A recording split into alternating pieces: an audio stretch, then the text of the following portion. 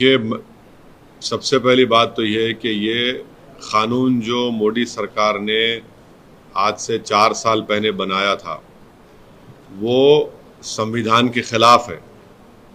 आप रिलीजन की बुनियाद पर कानून नहीं बना सकते। इसमें कई सुप्रीम कोर्ट के जजमेंट्स है और राइट टू इक्वालिटी के खिलाफ है। आप कैसे हर रिलीजन को आप उसकी इजाज़त दे रहे हैं उनको, और आप जो रिलीजन जिनका इस्लाम है उनको आप नहीं दे रहे, वो एक पॉइंट है। दूसरा ये है कि मैंने उस वक्त पार्लियामेंट में कहा था कि इसी तरह का एक क़ानून वाइट साउथ अफ्रीका ने बनाया था, तो महात्मा गांधी ने उस कानून को फाड़ दिया था। मैंने भी पार्लियामेंट में इस CAA के उस बिल को फाड़ा था। तीसरी बात यह है कि अब 4 साल के बाद ये सरकार रूल्स बना रही है।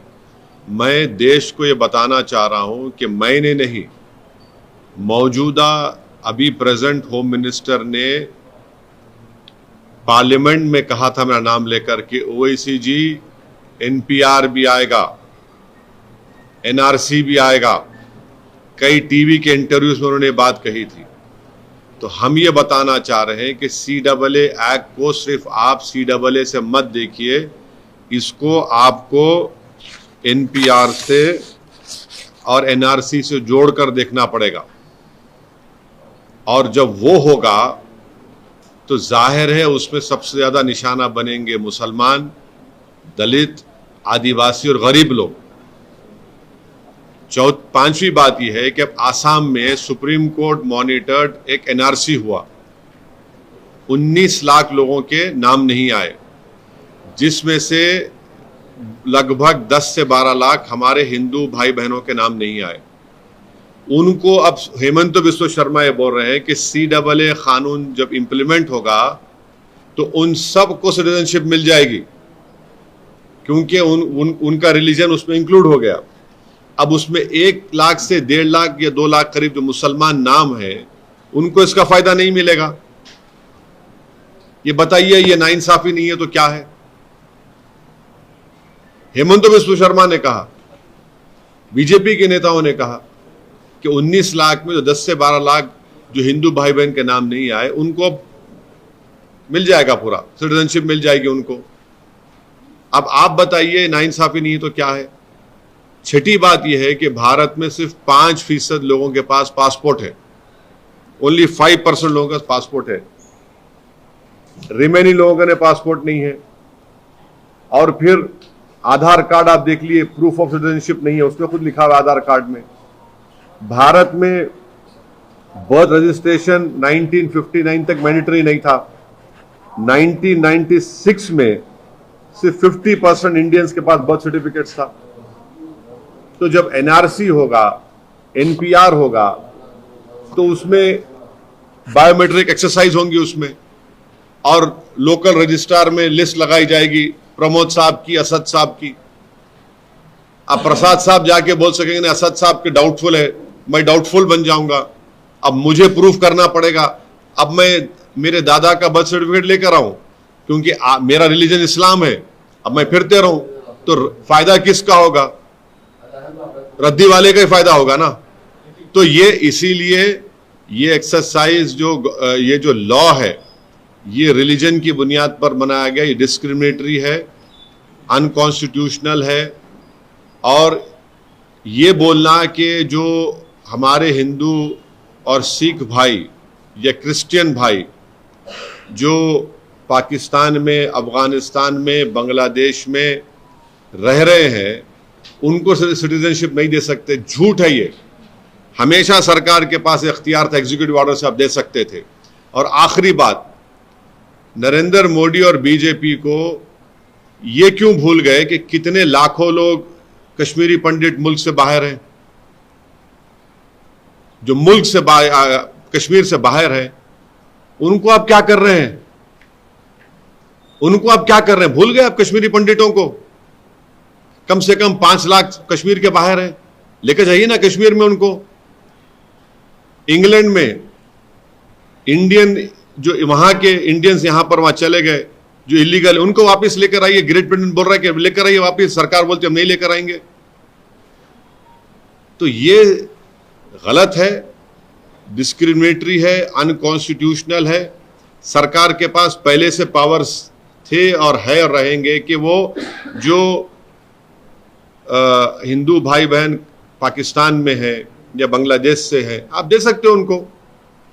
और मैंने खुद केस डाला है सुप्रीम कोर्ट में। हम लोग जब CAA का हियरिंग हुई थी, हमारे लॉयर जनाब निजाम पाशा साहब ने स्टे की मांग की थी, तो गवर्नमेंट ने कहा था कि अभी हम रूल्स नहीं बनाए। अब जब रूल्स बनाए तो हम सुप्रीम कोर्ट में डालेंगे और इसके ऊपर हम कोशिश करेंगे कि सुप्रीम कोर्ट में जाकर इसको उठाया जाए इस मसले को। एक बोलिए प्रसाद साहब। क्या ये चुनाव को लेकर के अनाउंस होने वाले हैं, उसके मद्देनजर किए गए? बिल्कुल है, उसमें दो राय नहीं है, उसमें दो राय नहीं है। आप जब 4-5 दिन के अंदर इलेक्शन कमीशन ऑफ इंडिया अपने डेट्स का अनाउंस कर देगा 2 ECI के बन जाने के बाद, तो यकीनन ये चुनाव को सामने रखकर ये फैसला लिया गया है बीजेपी की तरफ से। सर खास करके हाँ बोलो। खास करके कल रमजान शुरू होने की उससे प्रधानमंत्री नरेंद्र मोदी ने इस चीज का ऐलान किया, ऐसा बोलता है। अब जाहिर है वो सब सारी दुनिया को मालूम कि कल तरावी की नमाज शुरू हो रही, रमज़ान का महीना शुरू हो रहा, तो आप लोग एक मैसेज देना चाहते थे भारत की सबसे बड़ी माइनॉरिटी को जो 17 करोड़ की है कि अब आप लोग कागज़ निकालने की तैयारी करिए। आप कुछ ना Ma'am, sir, when you're talking about the CAA and the implementation, you say now the rules have been given. Are you saying you'll approach the Supreme Court again and file a case? Our case is already in Supreme Court. When the last time when the Supreme Court was hearing this matter, the Union of India said that we have not yet made the rules. We have asked for a stay. The various parties have asked for a stay. Now, when the rules have been made, we'll definitely once again approach the Supreme Court. And I have contacted and spoken to my lawyer, Janab Nizam Pasha, and advocate on record, Janab Shamshad Saab also. Sir, इसमें ये लोग कह रहे हैं कि it will be completely online और कुछ भी paperwork इसमें नहीं होगा. It will be completely online and it will not take away anyone's citizenship is what. मैं आपको देश को समझा रहा हूँ कि CAA को आप सिर्फ CAA से नहीं, CAA को आपको NPR और NRC से जोड़कर देखना जरूरी है। क्या अमित शाह पार्लियामेंट में मेरा नाम लेकर नहीं कहे थे कि ओवैसी जी NPR NRC भी आएगा? क्या अमित शाह कई टीवी इंटरव्यूज में नहीं कहा था कि NPR NRC आएगा जब CAB था? बाद में CAA हुआ, एक्ट हो गया वो, जब CAB बिल था, जब उनका ऑन रिकॉर्ड इंटरव्यू है पार्लियामेंट में, उन्होंने कहा है। तो ये सब एक धुआं है और ये कोशिश कर रहे हैं कि असल इनका मकसद क्या है कि देश में NPR हो, NRC हो।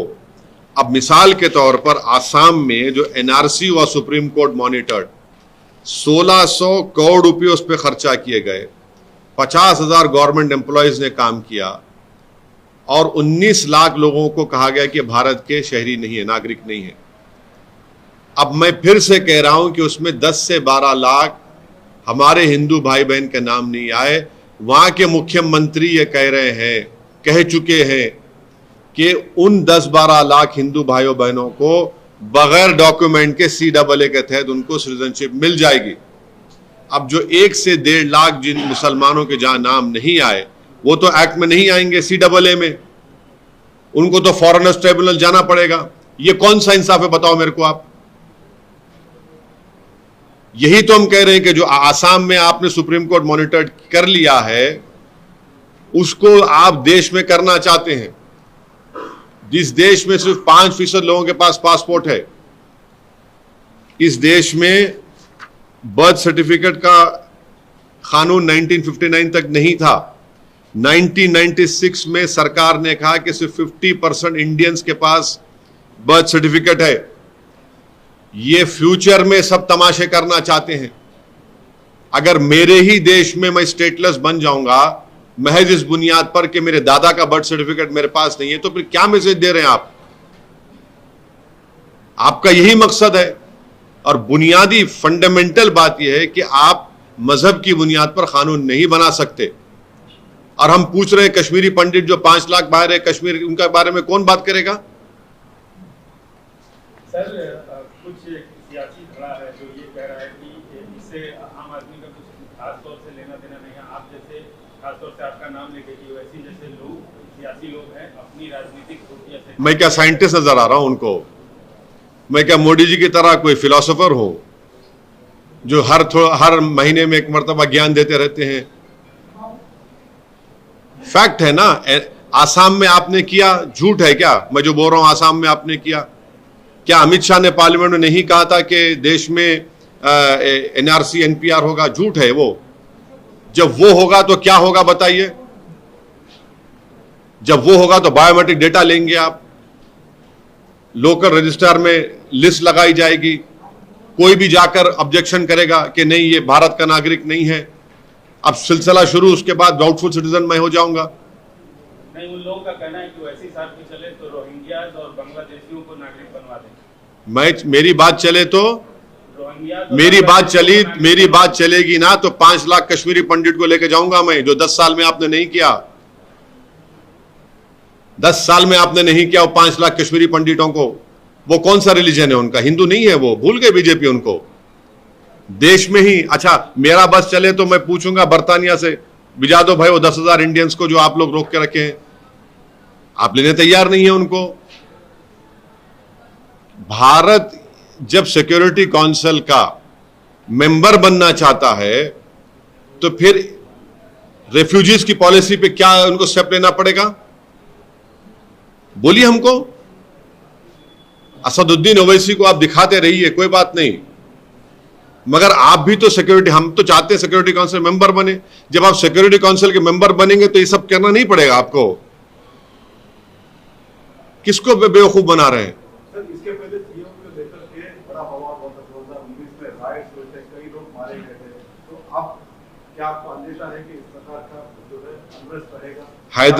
हैदराबाद की आवाम इस पार्लियामेंट के इलेक्शन में इस कानून के खिलाफ वोट देगी, बीजेपी को हराएगी। देखना आप, सीमांचल की जनता किशनगंज में CAA के कानून के खिलाफ अख्तरुल ईमान को वोट देगी और हराएगी। आप देखना ये। CAA के सबसे बड़े पैरोकार और सूत्रधार आज आपके शहर में हैं, आपको कुछ कहना है? मैं जो कह रहा हूं उन तक सुनाई देगा, आप लोग पहुंचा देंगे उनको मालूम भी हो जाएगा। उन्होंने पार्लियामेंट में ये कहा था, मेरे तरफ नाम देखकर कहा था, देख लीजिए NRC होगा, NPR होगा। क्यों होगा भाई? क्या मतलब उसका? यही तो आप करना चाह रहे हैं। जो मैं फिर से कह रहा हूं, आसाम में 19 लाख लोगों के नाम नहीं आए। सुप्रीम कोर्ट मॉनिटर्ड NRC करने के बाद 16 कितना पैसा खर्चा किया था? 1600 करोड़। उसमें से करीब 10 से 12 लाख हिंदू भाइयों के नाम नहीं आए। उनको तो दे देंगे सिटीजनशिप आप। जो 1 से 1.5 लाख मुसलमान के नाम नहीं है वो क्या करेगा? और हेमंत बिस्व शर्मा बोल रहे हैं कि कोई जरूरत ही नहीं है कागज की भी, तो कागज जर्दी वाले का जाएगा। वही तुम बोल रहे थे। सर अगर कह रहे हैं कि असम में जो कुछ हुआ वो एक अलग केस है। क्या अलग केस है? नहीं, क्या अलग केस है? नहीं, कैसा बोल रहे हैं? कैसा बोल रहे हैं आप जब अच्छा तो फिर आप ये कह रहे हैं कि NRC नहीं कराएंगे देश में, आप NPR नहीं होगा, सेंसस अलग है, सेंसस का एक्ट है, NPR NRC का सिटीजनशिप एक्ट के तहत आता। वो किसी और थम्सअप को जाकर ज्ञान दिए। ये जो दुम छल्लों को, जोकरों को बिठाकर इंटरव्यू दिला रहे ना ये लोग, उनको ना CAA का फुल फॉर्म आता, ना उनको कुछ NPR NRC के बारे में मालूम। हाँ, मगर गुलामी और चमचागिरी करना आता उनको।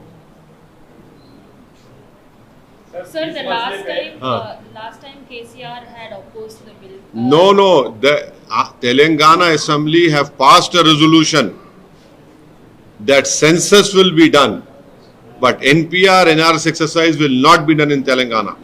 It was a unanimous resolution, and I am sure now that the Congress party is in power, they will also go along with the resolution.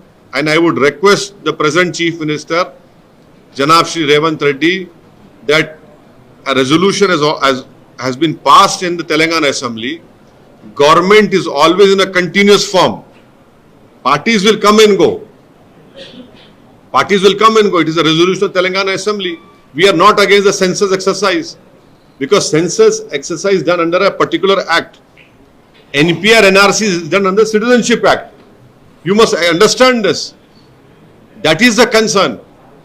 And what you have done in Assam, the BJP wants to do it throughout the country.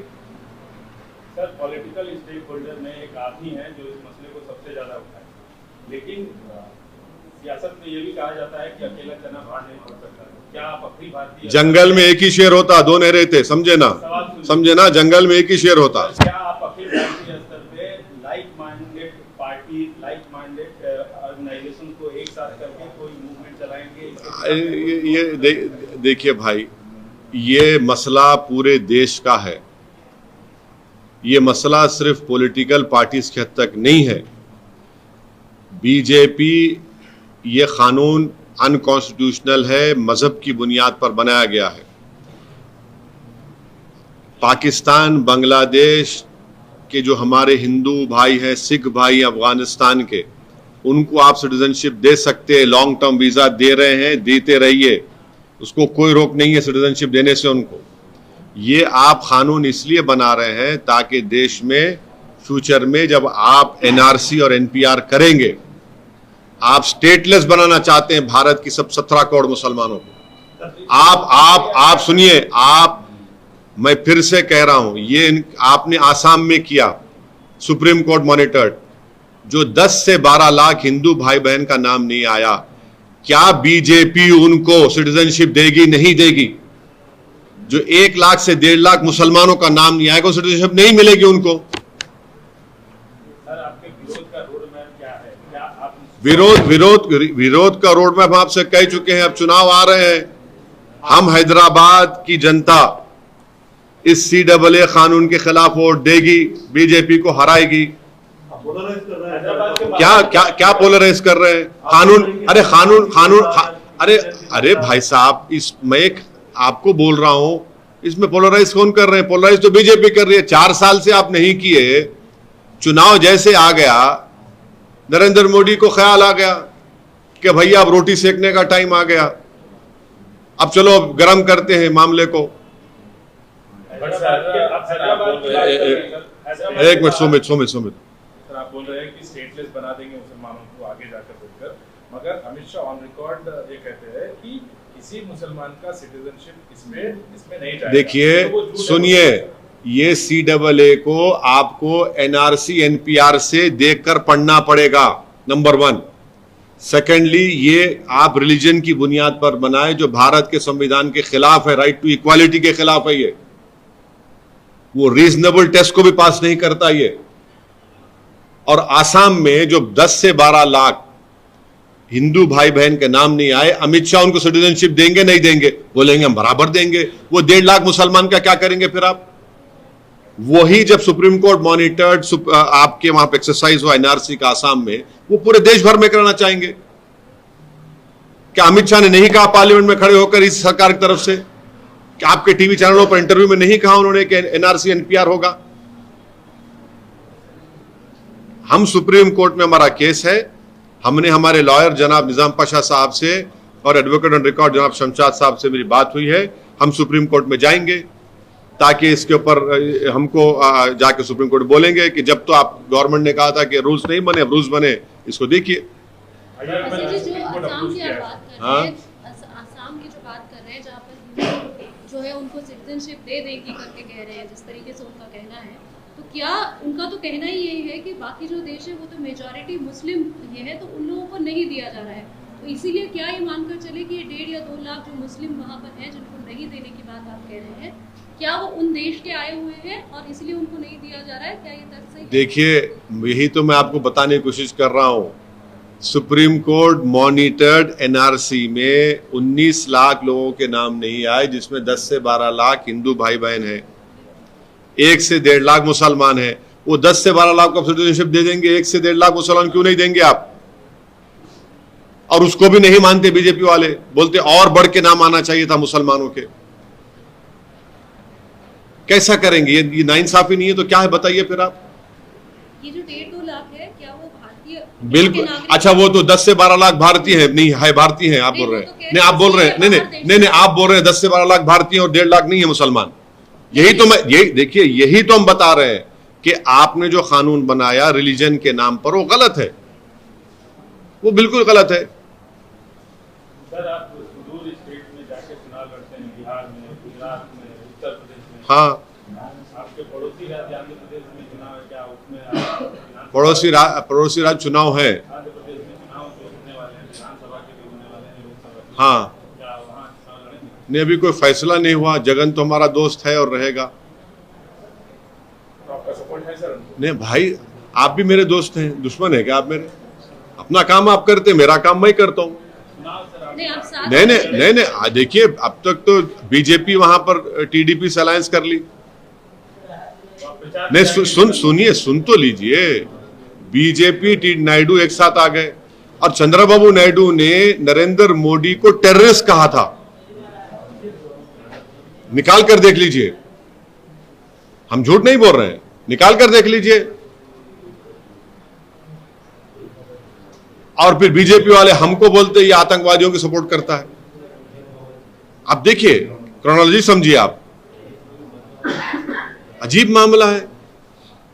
अब BJP Naidu लड़ेंगे तो क्या option बचता है आंध्र प्रदेश के minorities, जिसमें Dalits और आदिवासियों के पास? क्या वो बीजेपी और नायडू के अलायंस को वोट देंगे क्या? नहीं, सुनो, देखिए, आप ऐसा डोंट जंप द गन, सुन ले तो लीजिए। तो ये बात है। Sir, so if Naidu hadn't come in alliance with the BJP, do you think there would have been a fighting chance for the minorities? That's what you're No, trying no. to say. What I'm saying is that Mr. Chandrababu Naidu was with BJP, and when I was an MLA, he supported Vajpayee also. So he has been consistently playing footsie with BJP. When he supported Mr. Narendra Modi to become the Prime Minister in 2014, when he left Mr. Narendra Modi, he called him a terrorist. Now he has again rejoined BJP. So the Muslims, Dalits, Christians and Adivasis of Andhra Pradesh will play a very decisive role now. Sunni will play a very decisive role. You will see what will happen. Sir, Haryana की political situation. हाँ, जियो मैं election लड़ा तो B team हो जाता हूँ, और कोई सुनिए और कोई बीजेपी से अलायंस कर लेगा तो दूध का दुलावा रहेगा। हाँ, ये सुन तो लीजिए। जो नरेंद्र मोदी को इस तरह के अल्फाज इस्तेमाल करा, हाँ, आप उसको बिठा के चाय पिला रहे हैं। और जो CAA का कानून बना रहे हैं, क्या वो आंध्र प्रदेश पे नहीं होगा? कि देश में अगर NPR NRC होगा तो आंध्र प्रदेश में नहीं होगा क्या? आंध्र प्रदेश में भी होगा। सर, सबसे इंटरेस्टिंग सवाल हैदराबाद। नहीं, आप हमेशा इंटरेस्टिंग करते हैं आप। नहीं, बीजेपी ने कैंडिडेट उतारा है डॉक्टर माधवी लता को, और वो ओल्ड सिटी में आपके इलाके में घूम रही है, बोल रही है कि आपने डेवलपमेंट नहीं किया, आपने मुस्लिम यूथ को जानबूझ के बेरोजगार रखा, अपने वोट के लिए इस्तेमाल किया। हाँ, उन्होंने भी कहा कि वोट भी जो है ये हो रहा है, रिगिंग हो रहा है। देखिए, कोई भी लड़े मेरे खिलाफ, लड़ना तो है किसी को। अब मैं कहाँ दिमाग लगा के बैठूं? मेरा काम इलेक्शन। अरे आरोप तो लगते ही है ना। आरोप कब नहीं लगे मुझ पर? नई बात क्या है? आरोप तो लगते रहेंगे। लगाइए आरोप। कौन कह रहा है आरोप मत लगाइए? लगाइए। आप मुझे देखते ही चेहरे पे दाढ़ी, सर पे टोपी, तो वही आरोप लग जाता है। देखिए ये कर रहे हैं। अरे बहुत अच्छा है, बहुत अच्छा है। कोई तो कैंडिडेट होगा। पे आप क्या कहेंगे? मेरे को नहीं मालूम उस बारे में।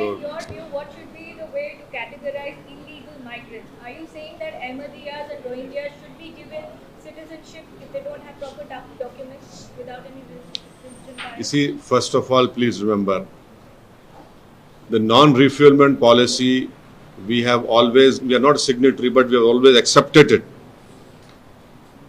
And if refugees come to India, UNHCR card is given to them. Then a long-term visa is given. This law, which has been made on the basis of religion, is unconstitutional. It violates right to equality. This propaganda of BJP that, oh, we cannot give citizenship, we didn't have power, is completely wrong. You had all the powers. Executive decision can be taken. Who's stopping you from doing that? And why are they not taking the 5 lakh and odd Kashmiri Pandits to Kashmir? Why are they not bringing back those 10,000 illegal Indians who are in Great Britain? वापस लाइए ना उनको आप, वो भी नहीं ला रहे वापस उनको आप. But why are you linking it to NRC and? Yes, because it is part of the Citizenship Act. But that hasn't been. No, please understand. Census is under Census Act. The NPR NRC is done under the Citizenship Act, and it has been done in Assam, for example. No. Look at the Citizenship Act 1955. Then it talks about various things, National Register. So these are all NPR, NRC are part of the Citizenship Act. So how can you not relate to it? It is part of that. Sir आखिरी सवाल, आप मेहनत तो बहुत करते हैं, हम आज ही के दिनों में हमने देखा कि आपने जबरदस्त एक्सरसाइज का वीडियो है जी। तो आप ज्यादा एक्सरसाइज कर रहे हैं इस चुनाव के लिए? नहीं, उससे इसको क्या करने का है? आप जो वजन उठा रहे हैं, जो दिखा रहे हैं, तो नहीं वायरल हुआ है। नहीं, वो आप देखिए, वो एक्सरसाइज तो आपको भी करनी चाहिए, आपकी शुगर कम हो जाएंगी. आप करते नहीं है. हाँ, नहीं तो करने चाहिए. मैं भी हफ्ते में 3-4 दिन मौका मिला तो कर लेता हूँ. नहीं, करना चाहिए. अच्छा सेहत. IUML और नेशनल कॉन्फ्रेंस जैसे मतलब ऑर्गेनाइजेशंस भी इसके अगेंस्ट है और सुप्रीम कोर्ट अप्रोच कर रहा है. वो ऑलरेडी केस है ना, ऑलरेडी केस है, हमारा भी केस है. इसके लिए वेटिंग है, आपका प्रोसीडिंग्स के लिए वेटिंग है, तो आप क्या उनके साथ जाएंगे? मैं खुद केस डाला हूँ मेरे नाम से सुप्रीम कोर्ट में. और इंडिया जो मीटिंग होने वाली है उसमें ये इशू को रेस करेंगे बोल के IUML वाले कह रहे हैं. मैं कैसा बोलूं? मेरा ताल्लुक ही नहीं है उससे. आप क्या, जैसे इससे पहले सवाल पूछा गया था सर, लाइक माइंडेड का भी सपोर्ट लेंगे क्या? अरे भाई, मेरा ताल्लुक ही नहीं है. सर वही चीज है कि मकसद एक है लेकिन सुर आप लोगों के अलग अलग. हाँ, तो ठीक है, बहुत अच्छा है ना, मंजिल तो एक ही है.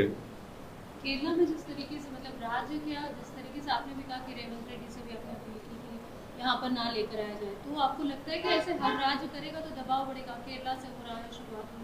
नहीं, केरला तो पहला स्टेट था जिसने, माफ करना एक मिनट, जिसने इसके खिलाफ जो है एक बाज़ाब्ता उन्होंने ऑर्डर पास कर दिया था.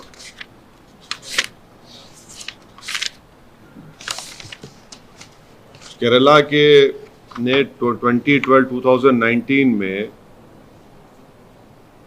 उसने ऑर्डर पास किया था जिसमें उन्होंने कहा कि considering that the apprehensions among the general public about the conduct of NPR related activities leads to NRC.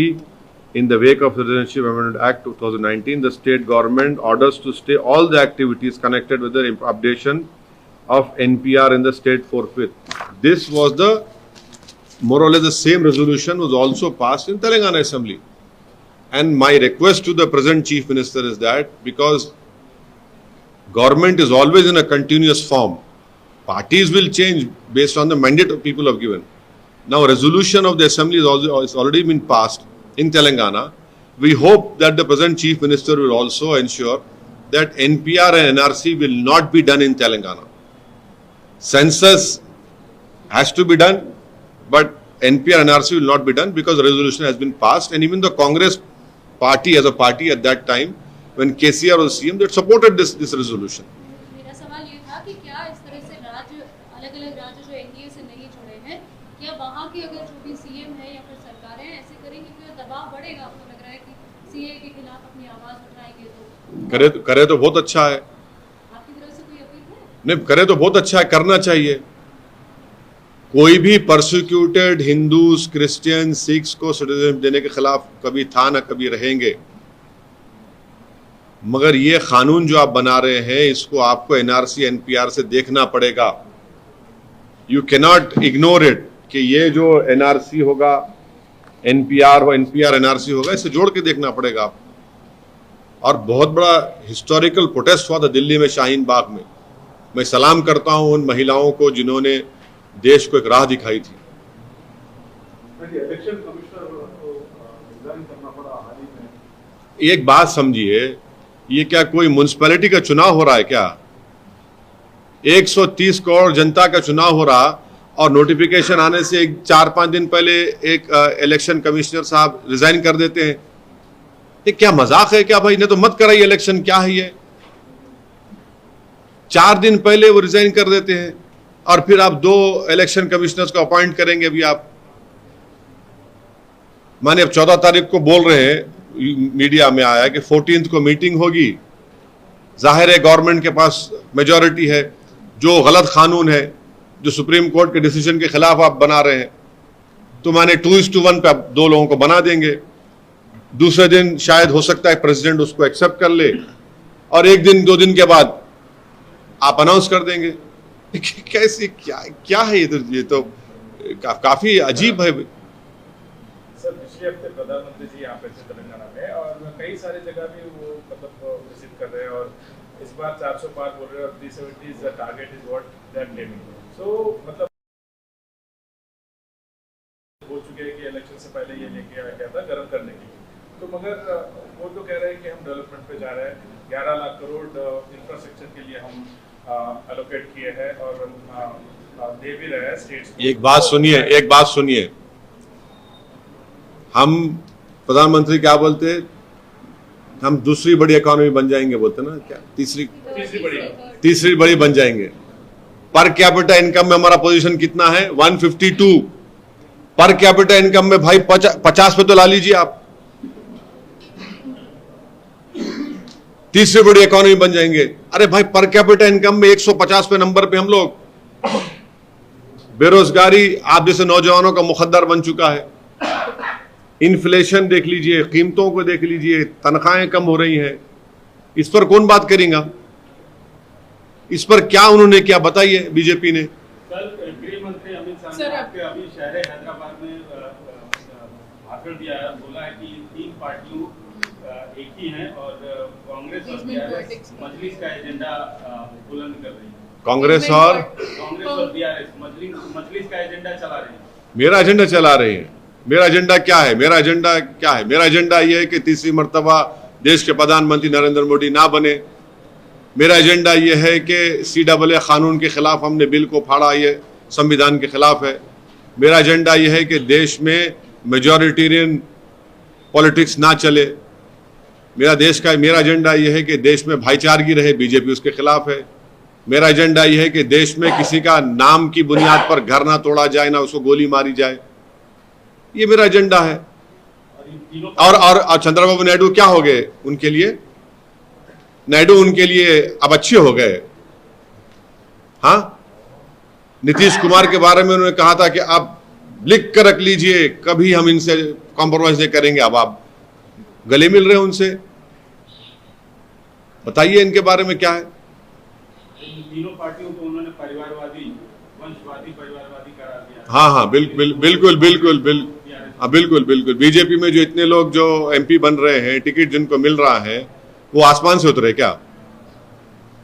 उनके बाप या उनकी माँ बीजेपी में नहीं थी, उनके चाचा नहीं थे।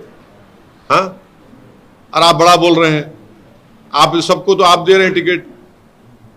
अशोक राव चौहान को आप गाली दी, अशोक राव चौहान को आप राज्यसभा दे दिया आपने। उनके पिता क्या थे? भारत के होम मिनिस्टर थे वो। कितने लोगों को आप कर रहे हैं? तो आपको दिखता ही नहीं है कुछ। अहंकार इतना है कि बस हम सब साफ सुथरे हैं, बाकी सब गंदे हैं। तो क्या बोले?